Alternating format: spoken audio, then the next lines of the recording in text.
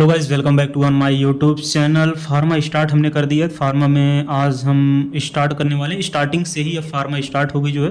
बाकी जो सब टॉपिक्स हैं वो धीरे धीरे इसी बीच में कवर होते रहेंगे, लेकिन जो इम्पॉर्टेंट टॉपिक्स हैं उसी को हम ज़्यादातर कवर करने का प्रयास करेंगे जो है, जो कि आपके एग्ज़ाम्स, यूनिवर्सिटी एग्ज़ाम्स के लिए वेलफेयर हो सकते हैं। वेलफेयर क्या होंगे? ऑन सिलेबस है और यही टॉपिक्स जो है पूछे जाते हैं जो है, और ये कई बार रिपीट भी टॉपिक्स कर चुके हैं। तो हम सेंट्रल नर्वस सिस्टम हम देखेंगे जो है। तो नर्वस सिस्टम में ऑटोनॉमिक नर्वस सिस्टम हम पढ़ेंगे जो है। इसके बाद कोलिनर्जिक रिसेप्टर्स भी जानेंगे, क्योंकि कोलिनर्जिक रिसेप्टर्स कभी काल डायरेक्ट ये पूछ लेते हैं जो है कोलिनर्जिक रिसेप्टर करके। तो सेंट्रल नर्वस सिस्टम आपको पता होगा, नर्वस सिस्टम दो पार्ट में डिवाइड होता है। नर्वस सिस्टम हमारा जो है दो पार्ट में डिवाइड होता है। एक होता है सेंट्रल नर्वस सिस्टम, एक होता है पेरीफेरल नर्वस सिस्टम। तो जो पेरीफेरल नर्वस सिस्टम होता है फर्दर दो पार्ट में डिवाइड होता है। एक होता है जो है ऑटोनॉमिक नर्वस सिस्टम, दूसरा होता है जो है सोमैटिक नर्वस सिस्टम। तो जो ऑटोनॉमिक नर्वस सिस्टम होता है ये फर्दर दो पार्ट में फिर डिवाइड होता है। एक होता है सिंपैथेटिक, एक होता है सिंपैथेटिक सिस्टम होता है, सिंपैथेटिक नर्वस सिस्टम होता है। दूसरा जो होता है वो होता है पैरा सिंपैथेटिक नर्वस सिस्टम। तो पैरा सिंपैथेटिक होता है, एक होता है सिंपैथेटिक। तो ये थोड़ा सा नर्वस सिस्टम के बारे में बात रहा। बाकी आपको पता होगा कि जो पैरासिम्पैथेटिक नर्वस सिस्टम होते हैं वो जो कंट्रोल करता है, वो कंट्रोल करता है जो है हमारी जो क्रेनियल नर्व होती है, थर्ड होती है। पैरासिम्पैथेटिक जो कंट्रोल करता है क्रेनियल नर्व थर्ड हो गई। इसके बाद क्रेनियल नर्व हो गई 7 हो गई। इसके बाद क्रेनियल नर्व हो गई जो है वो 9 हो गई। आपको पता है टोटल 12 पेयर क्रेनियल नर्व पाई जाती जो है, और इसकी ट्रिक भी हम आपको बता देंगे जो है। क्रेनियल नर्व की आसानी से जो है ये लाइफ टाइम तक ट्रिक याद रहेगी। तो आता है सीधा हम कोलिनर्जिक सिस्टम पे आते हैं। कोलिनर्जिक सिस्टम बहुत ही इंपॉर्टेंट है, इसलिए हम उसको पहले कवर करने का प्रयास करेंगे। इसके बाद कोलिनर्जिक रिसेप्टर्स पे जाएंगे और उनकी रिसेप्टर्स की मैकेनिज्म को समझेंगे। रिसेप्टर्स कहाँ कहाँ काम करते हैं। कोलिनर्जिक जो रिसेप्टर्स होते हैं उसी पे हम सीधा आएंगे, क्योंकि क्वेश्चन जो है यहीं से पूछता है। बाकी अंदर की तो सब कहानियाँ जो है। तो कोलिनर्जिक रिसेप्टर्स पे आते हैं जो है, जहाँ से क्वेश्चन जो है उठते हैं। कोलिनर्जिक रिसेप्टर्स, तो जो कोलिनर्जिक रिसेप्टर्स होते हैं ये सीआर कोलिनर्जिक रिसेप्टर्स हो गया जो है, ये अलग अलग प्रकार के होते हैं।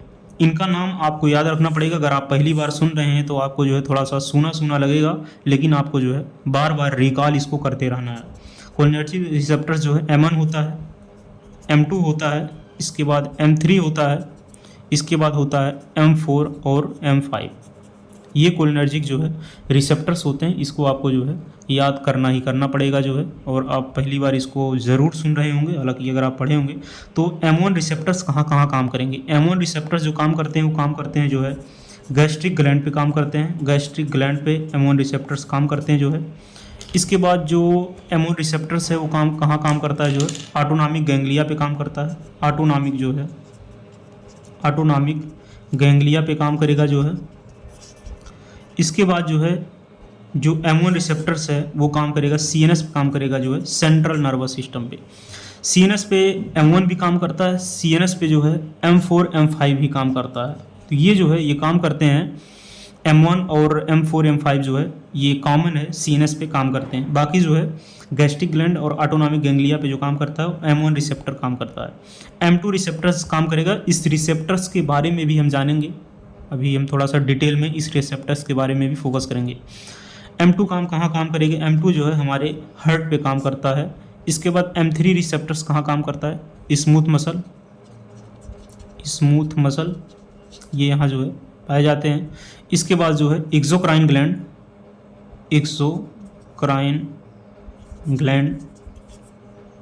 इसके बाद जो है endocrine gland, endothelial cell, endocrine gland नहीं इंडोथीलियल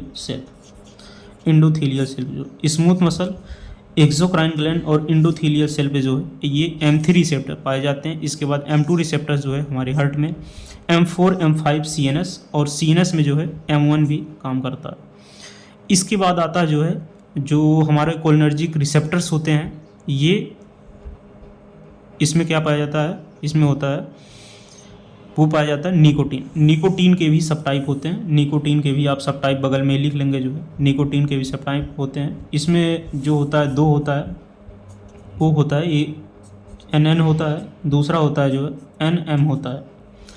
जो NN होता है उसके अंदर ये कहाँ काम करता है, जो है ये कहाँ काम करता है, ऑटोनॉमिक गैंग्लिया पे काम करता है, जो है ऑटोनॉमिक गैंग्लिया पे काम करेगा। आप देखेंगे ऑटोनॉमिक गैंग्लिया पे जो है वो एनएन भी काम कर रहा है, इसके बाद एमओएन भी काम कर रहा है। ये दोनों रिसेप्टर्स जो काम करते हैं वो ऑटोनॉमिक गैंग्लिया पे काम करते हैं।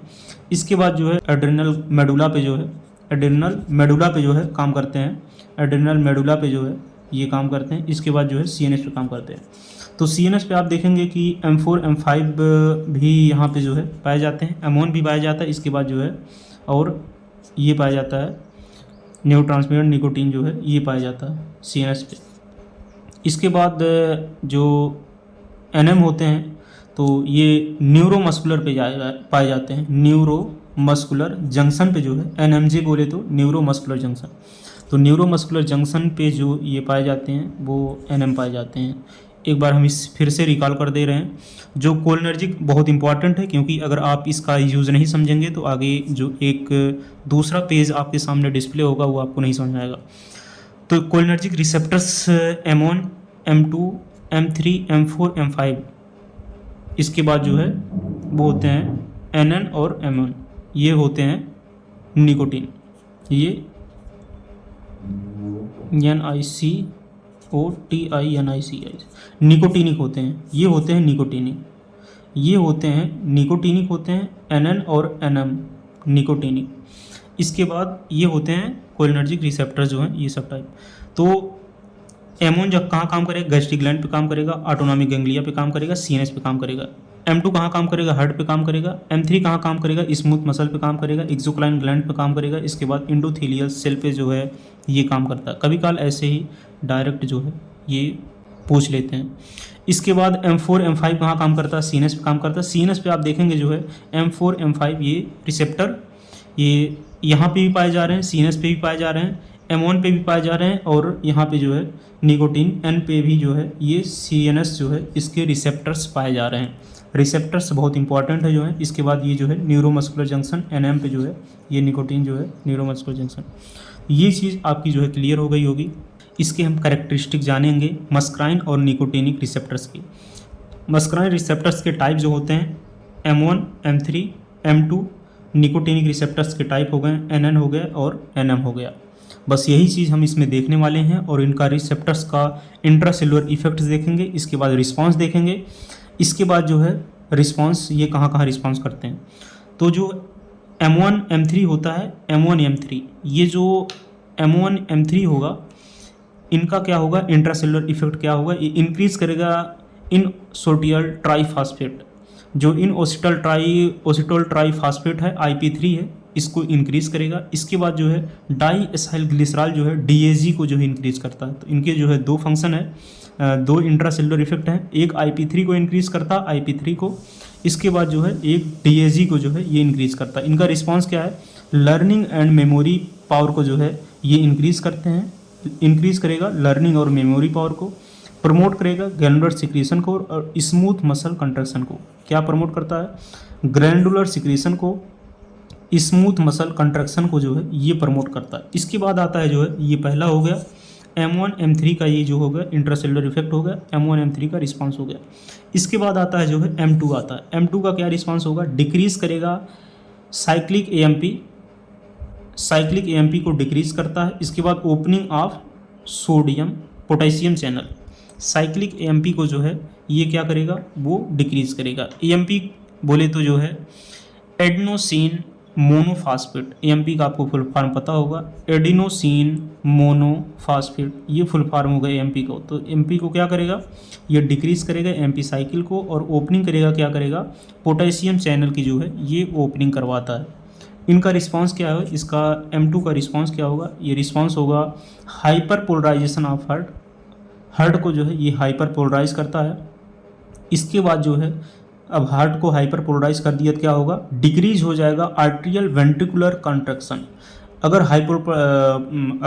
पोलराइज हो गया होगा जो है हाइपोपोलराइज हो जाता तो यहाँ पे क्या हो जाता, आर्ट्रियल और वेंट्रिकुलर कंट्रैक्शन जो है ये इंक्रीज हो जाता। लेकिन यहाँ पे हाइपर पोलराइजेशन कर दे रहा हार्ट का, तो यहाँ पे क्या हो जाएगा, आर्ट्रिया और वेंट्रिकुलर कंट्रैक्शन जो है ये हो जाएगा, डिक्रीज हो जाएगा। इसके बाद हम जानते हैं निकोटिनिक रिसेप्टर्स का इंट्रासेलुलर इफेक्ट जानेंगे और इसके बाद रिस्पॉन्स जानेंगे। तो जो निकोटिनिक रिसेप्टर्स एनएन होगा उसका क्या होता है, opening of ion channel sodium and potassium, sodium और पोटेशियम की जो है ये ओपनिंग करवाता है, इंट्रासेलुलर इसका इफेक्ट हो गया एनएन का। इसके बाद इसका रिस्पॉन्स क्या होता है, डिपोलराइजेशन करवाता है, release of adrenal and non adrenal from the adrenal medulla. ये डिपोलराइजेशन करवाता है, रिलीज करता है जो है एड्रेनलिन को और नॉन एड्रेनलिन को फ्रॉम कहाँ से, एड्रेनल मेडुला से जो है ये क्या करता है, ये करता है रिलीज करता है। इसके बाद जो एनएम हो गया, न्यूरोमस्कुलर जंक्शन का जो रिसेप्टर हो गया, ये क्या करता है, opening of sodium and potassium. Neuromuscular junction के आपने रिसेप्टर्स पढ़े होंगे, क्या क्या काम करते हैं, opening of sodium and potassium channel. तो आपके लिए ये दोनों चीज़ जो है नई नहीं होगी, ये तो चीज़ बिल्कुल नई नहीं होगी, क्योंकि ये आपने जो है इंटर में जो है हाई स्कूल इंटर में आपने 11th में इसको पढ़ा होगा जो है मसल कंट्रैक्शन में। तो सोडियम क्या करता है जो है, डिपोलराइजेशन करता है स्केलेटल मसल कंट्रैक्शन को, स्केलेटल मसल कंट्रैक्शन को जो है ये क्या करता है, डिपोलराइजेशन करवाता है। तो एक बार हम फिर से देख लेते हैं जो है, जो हमने टॉपिक सभी पढ़ा हुआ उसको हम 2 मिनट में रिवीजन करने का प्रयास करते हैं, क्योंकि सारे वीडियो में लगभग यही करते हैं, जो टॉपिक्स कवर हो गए हैं उनको एक बार जो है लास्ट के 2 मिनट में रिवीजन करवा दिया जाए तो आपको जो है चीज़ें आसानी से याद हो जाती हैं। जो हमारा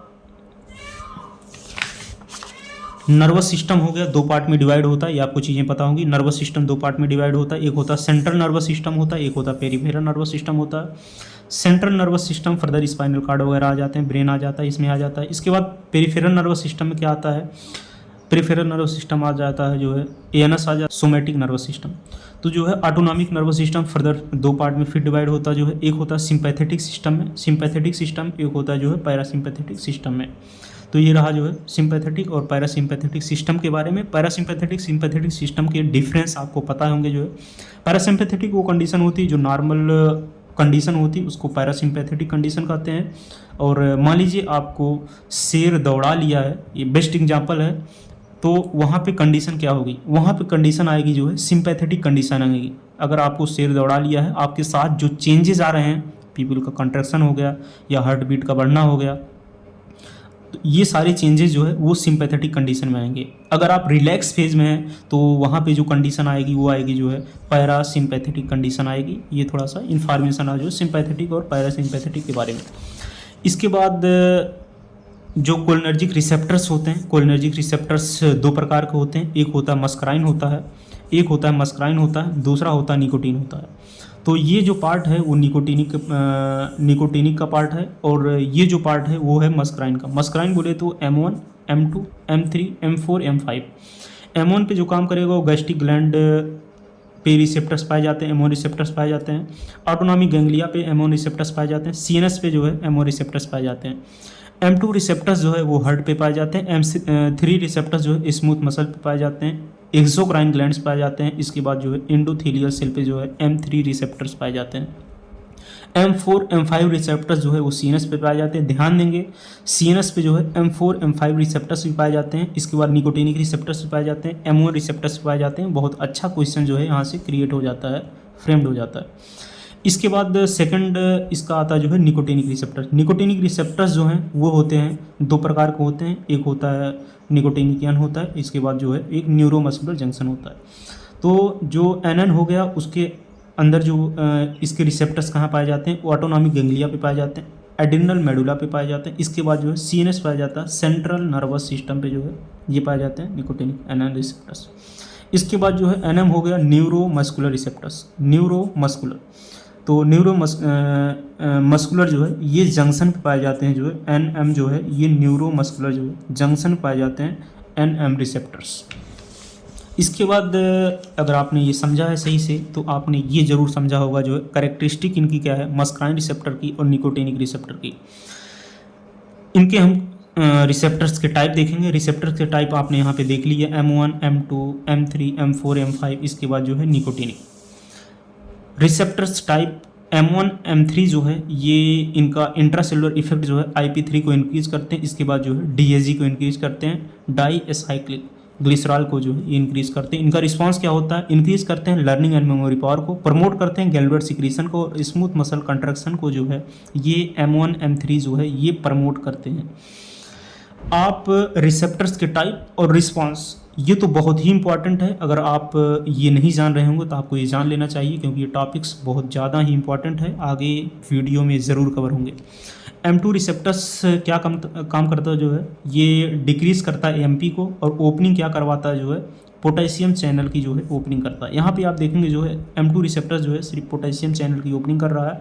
ये काम क्या कर रहा है, रिस्पांस इसका क्या काम जो है, हाइपरपोलराइजेशन करवा रहा है हार्ट का। इसके बाद जो है डिक्रीज़ कर रहा है आर्टेरियल एंड वेंट्रिकुलर कंट्रैक्शन को। इसके बाद निकोटिनिक रिसेप्टर्स पे आ जाते हैं जो है। निकोटिनिक रिसेप्टर्स जो हैं ये NN और MN, ये क्या काम करते हैं जो है, ये काम करते हैं सोडियम पोटेशियम चैनल की ओपनिंग करवाते हैं, सोडियम और सोडियम चैनल की ओपनिंग करवाते हैं।